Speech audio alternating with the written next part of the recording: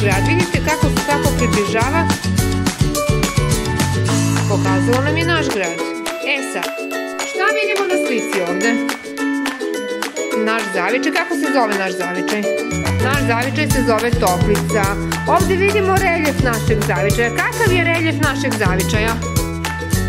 Reljef našeg zavičaja je... Šta imamo? Jel imamo ravnicu ili imamo brda? Brda, pa je naš reljef, kako se